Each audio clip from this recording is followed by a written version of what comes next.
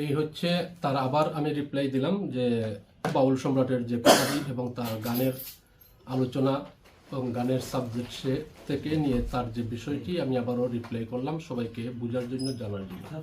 তো সব কিছু মিলিয়ে আমি মনে করলাম ঠিক আছে, তার উপরে আক্রমণ, হামলা যাই কিছু করা হয়েছে সেটা ঠিক আছে, আমি মানব না, সেটা নিন্দা। হ্যাঁ, তার উপরে আক্রমণ হয়েছে, কিন্তু ঘুরে ফিরে তো একটি কথাই মানতে হবে শেষ পর্যন্ত, সে যে বিষয়টি নিয়ে কটূক্তি করেছে, অস্বীকার করেছে। যদি থাকে তাহলে দেখাও, আর যদি তুমি না থাকে, আল্লাহ এক আল্লাহ হয়, তাহলে তরবার থেকে খেলাফত দিলে তরবারের চেয়ে কম করে না, আরো বাড়ে। তোমার মতো আরো 10টা 20টা আল্লাহ, 200-400 আল্লাহ যদি আরো বানাই দিতে। এই হচ্ছে মানিকগঞ্জের ঘটনাটা। হ্যাঁ, মানিকগঞ্জের যে বাউল, এটা তুমি করলে না, এত বুঝো তা তো বুঝো না। আল্লাহর কথা কোনো গোয়া মাথা নিয়ে কিছু পাই না, মাথা কোনটা গোয়া কোনটা। চিন্তা করছেন আল্লাহর মাথা কয়টা, আল্লাহর গোয়া কয়টা? কত বড় নাস্তিকের বাচ্চা। হ্যাঁ, নাউজুবিল্লাহ।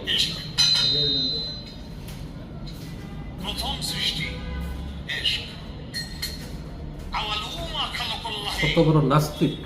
মিন নূরি, নূর, প্রথম সৃষ্টি নূর। আওয়ালুমা খালাকাল্লাহ আরশ, প্রথম সৃষ্টি আমার আরশ। হ্যাঁ, আল্লাহকে নিয়ে বিকৃতি করে আবার কোরআনের কথা বলে।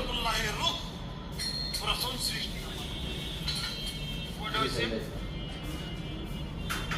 এক বছর দুই কথা কয়, আরে মুখ কয় না হুক কয়। চিন্তা করছো মানে কি কথা বলতেছে? আল্লাহকে সে বলে এক কথা কয় না, আল্লাহ দুই কথা বলে। আল্লাহ বলে দুই কথা বলে।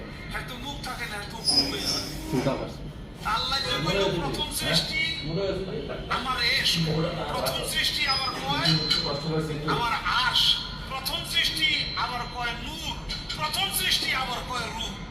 আল্লাহ এক মুখে যে এত কথা কয়, আল্লাহর মুখ কয়টা? চিন্তা করছো খালি কয়টা না, ওটা মুখ না হুক, এটাও আমার জানা দরকার। চিন্তা করছেন। এই হচ্ছে তার কর্তব্য, তাকে জেলে দেওয়া হয়েছে। তো এই শুনছেন বাউলের তার নিজের মুখের কথা, এবং সে নিজেই তার এই বক্তব্যটা।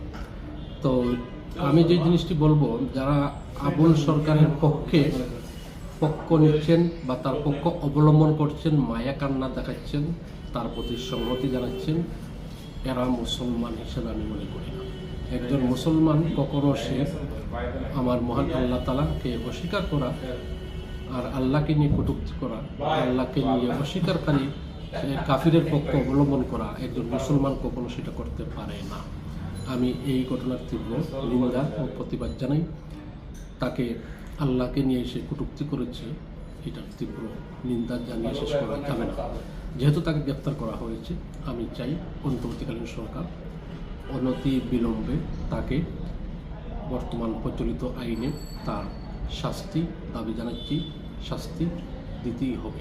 আর না হয় যদি সে কোনো ধরনের ফাঁকফোকর পেয়ে যায় আর কোনো ফাঁকফোকরের মাধ্যমে সে মুক্তি পেয়ে যায়, তাহলে আগামী দিনের বাংলাদেশের অবস্থা খুবই জটিল থেকে জটিল খারাপের দিকে যাবে।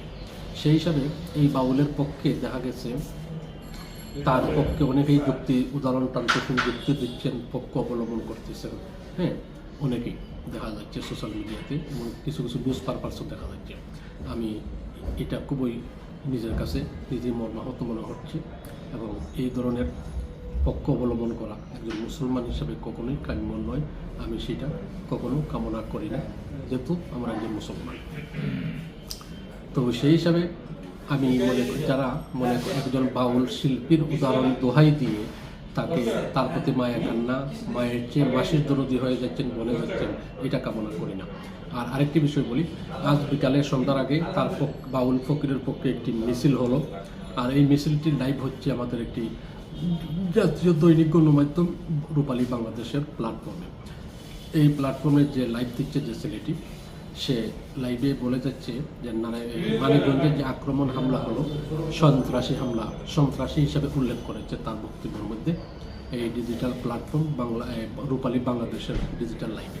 আমি রূপালী বাংলাদেশের সম্মানিত জনাব সম্পাদক মহোদয় এম এ করিম ভাই, আপনার বাড়ি আমার যতটুকু জানাশোনা সিলেটে, আপনি আপনার এই মাথা কোনটা গোয়া কোনটা এটা আমি পাই না। কেন পাই না?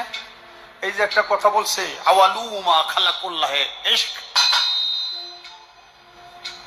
প্রথম সৃষ্টি ইশক।